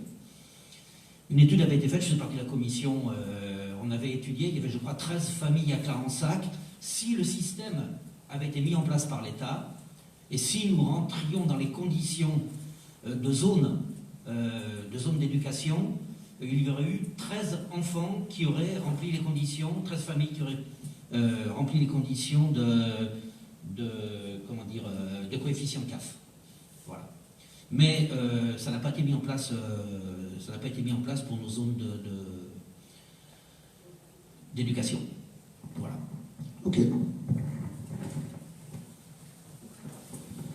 Qui est contre? Qui s'abstient? Adopté à l'unanimité.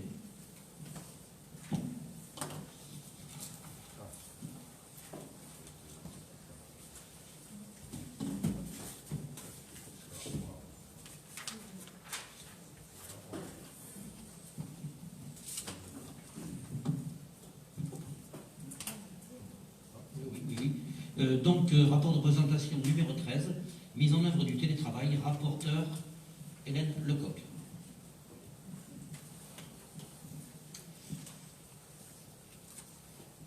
Alors je vous rappelle, pour commencer, ce qu'est le télétravail.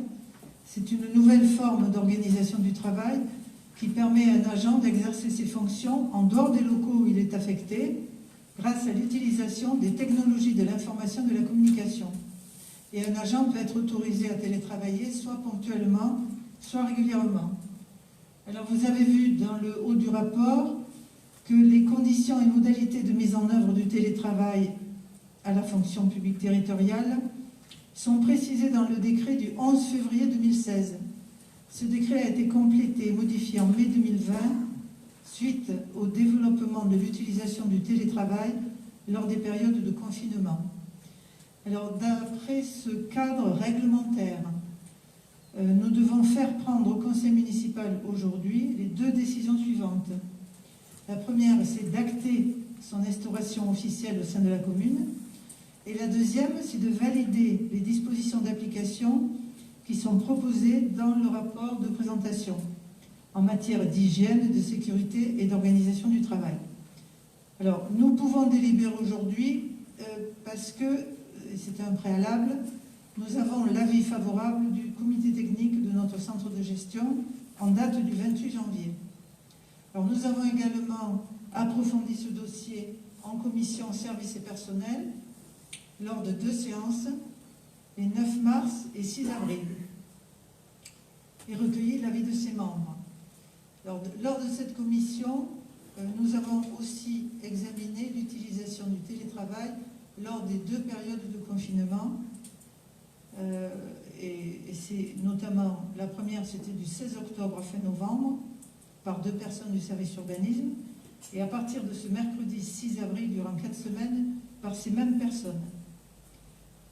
Alors après débat au sein de la commission, on en a déduit que les dispositions présentées dans la délibération de ce jour permettaient une application immédiate de ces modalités, notamment en période de confinement, ce qu'on vit actuellement, mais qu'elle restait encore à préciser, en particulier pour une utilisation régulière dans l'avenir. Et nous nous sommes dit, après échange, qu'il serait souhaitable de constituer un groupe de travail pour y réfléchir, ce que M. le maire a accepté ce matin. Donc nous pourrions notamment formaliser sur quels critères les demandes des agents sont analysées afin de garantir une équité de traitement entre services et entre agents. Alors pour cela, et en accord avec la commission, nous allons réunir prochainement les membres de la commission qui le souhaiteront et on ajoutera à ces personnes les agents de l'administration concernés, à savoir les 3 chefs de service, la DGS et la responsable des ressources humaines. Voilà, donc je laisse maintenant la parole aux membres de cette assemblée pour toute question, complément ou avis.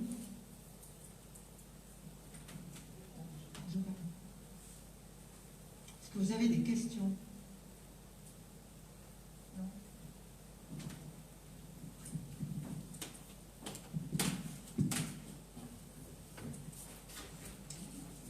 Oui, je voudrais préciser qu'en cas de confinement, le télétravail n'est pas la première priorité. La première priorité qu'on a demandé à nos agents, c'est de prendre des congés. La deuxième priorité, c'est de redéployer les emplois. C'est-à-dire que toutes les personnes qui viennent au travail doivent avoir un travail, quel qu'il soit. Voilà. Et il y a, troisièmement, on propose, si les 2 premières conditions ne peuvent pas être remplies, soit l'arrêt de travail, soit le télétravail. Voilà. Et ça, c'est réglementaire, c'est pas, voilà, c'est pas que la ville. Et en 4e lieu, en tout dernier, l'ASA, qui consiste à une personne d'être chez elle rémunérée et la commune non remboursée. Que pour les fonctionnaires, pas pour les contractuels. Voilà. Oui.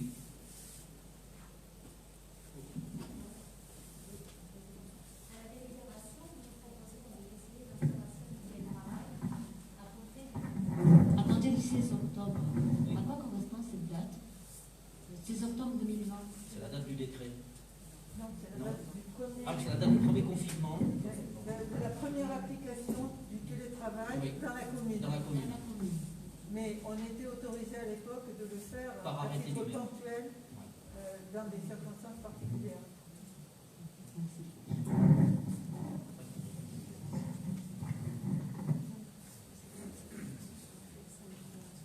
D'accord. Donc nous allons passer au vote. Qui est contre? Qui s'abstient? Pardon.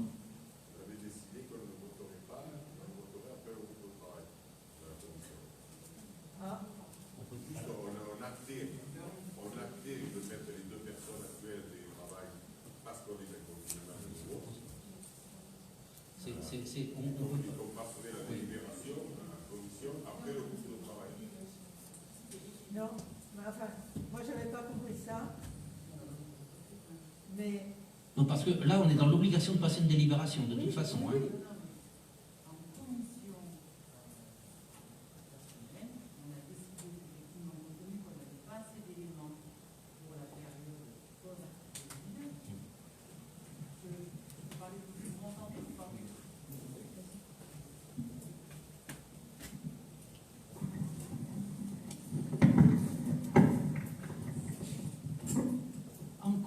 Donc, du personnel qui avait lieu mardi dernier, 48 heures, on a décidé en fait qu'on n'avait pas assez d'éléments pour pouvoir passer cette délibération, que pour la travailler au mieux, effectivement, on a proposé de faire ce comité et on est ravis que vous l'acceptiez, mais il n'était aucunement question qu'on pose cette délibération aujourd'hui. Hein.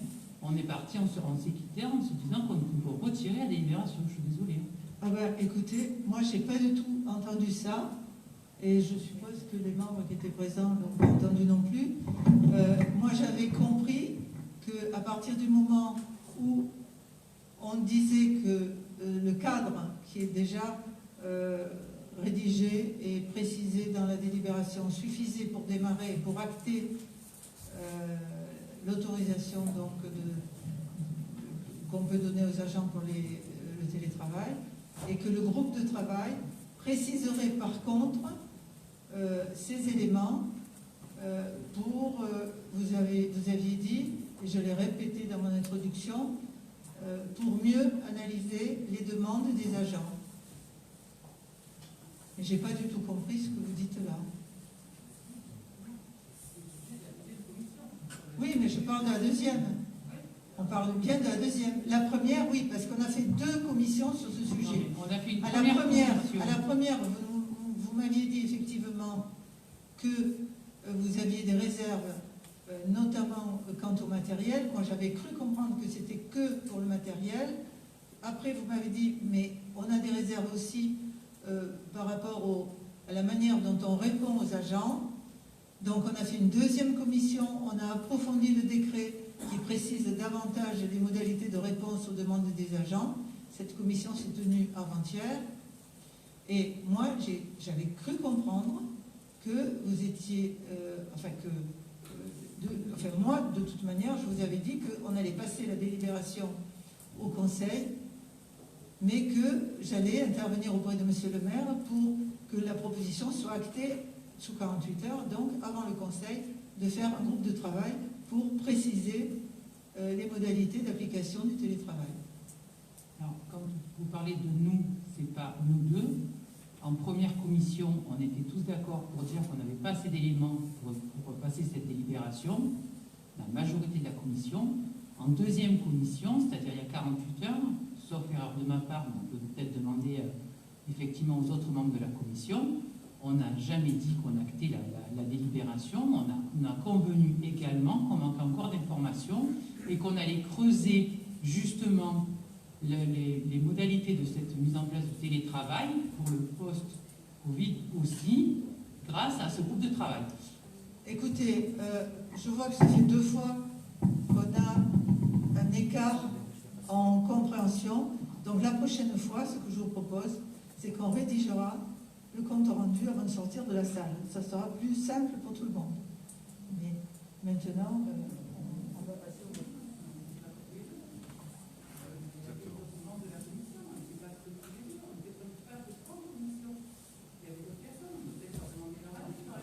Non, mais de toute façon, on est obligé de prendre une délibération ce soir, qu'elle soit positive ou négative. Hein, on est obligé... Non, c'est pas vrai. Mais non, c'est pas vrai. Voilà, il y a déjà eu 2 commissions préparatoires. Bien, il y a eu peut-être une incompréhension lors de la 2e, je ne sais pas. Mais voilà, on peut pas dire qu'on ne prend pas l'avis des gens quand même. Enfin, quand même. Quand Hélène comprend effectivement qu'on ne s'est pas compris, je n'en doute pas. Mais ce n'est pas que Hélène et moi qui sommes en commission. Donc je pense que ce serait quand même important d'avoir aussi l'avis des autres. Parce qu'il n'y a pas que moi qui mène la commission avec Hélène Lecoq. Donc, ou alors c'est moi qui ne comprends plus rien, mais ça fait quand même 2 fois. Mais je voudrais quand même savoir aussi ce qu'en pensent les autres. Et on va voter, donc on va avoir l'avis. Ce que je vous propose, c'est qu'on en reparlera dans la prochaine commission, les modalités de fonctionnement pour réduire les risques de mauvaise compréhension. Ça oui, mais aujourd'hui, ce n'est pas le lieu de débattre de ça. Je pense qu'on a fait un effort suffisant en organisant 2 réunions successives.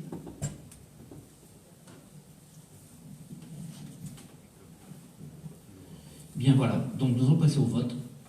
Qui est contre? Qui s'abstient? Donc voter à la majorité.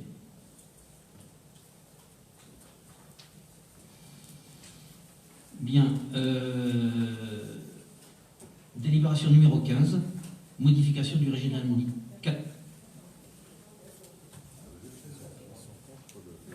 14, instauration des cycles de travail.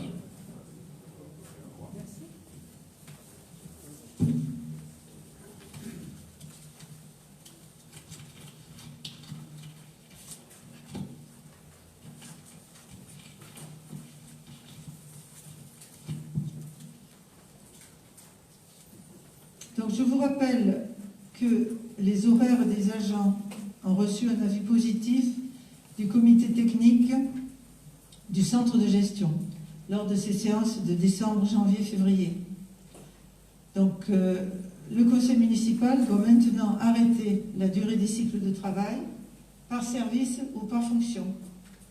Donc il doit le faire selon le décret du 25 août 2000 relatif à l'aménagement et à la réduction du temps de travail et dans le respect du cadre légal et réglementaire relatif au temps de travail dont les prescriptions minimales sont citées dans ce rapport de présentation. Donc ce qui est proposé aujourd'hui, c'est de fixer un cycle de travail annualisé pour le service enfance-jeunesse et toutes ses équipes et également, vous l'avez vu dans la délibération, pour le gardien de la halle des sports. Donc l'objectif étant d'être davantage présent quand l'activité est forte et d'avoir une rémunération pour les agents, une rémunération identique tout au long de l'année.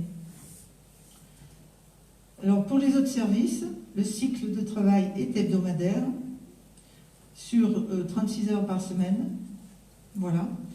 Et nous en avons discuté lors de la commission du 9 mars 2021. J'espère que je vous ai compris.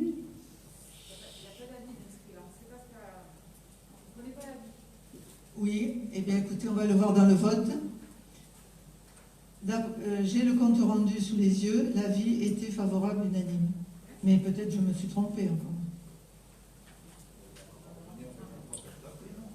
Bon. Donc, est-ce que vous avez des questions?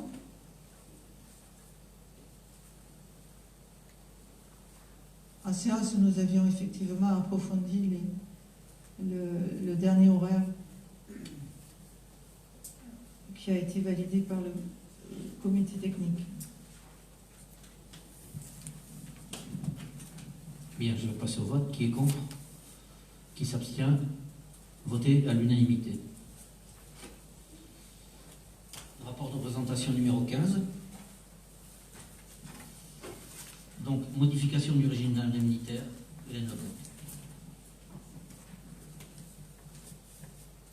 Donc, il s'agit du régime indemnitaire des fonctionnaires du cadre d'emploi des agents de police municipale. Donc, il a fait déjà l'objet d'une délibération en décembre 2019. Donc, aujourd'hui, nous vous proposons une modification que sur une partie de ce régime indemnitaire, c'est-à-dire sur l'indemnité spéciale de fonction, qui est liée à la fonction des agents. Dans la délibération de fin 2019, il y avait 3 pourcentages pour cette indemnité. Là, nous vous proposons uniquement 2, puisque nous avons aligné l'indemnité du brigadier sur celle des brigadiers chefs principaux. Voilà. Donc il vous est proposé d'adopter le principe de versement de cette indemnité et de modifier le pourcentage. Donc la commission, en date du 9 mars, avait émis un avis favorable unanime sur cette proposition. Est-ce que vous avez des questions?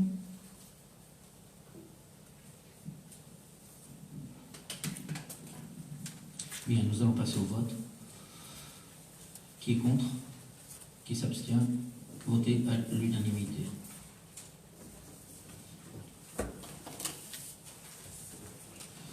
Bien, nous arrivons à la fin de ce conseil municipal. Il est quelle heure?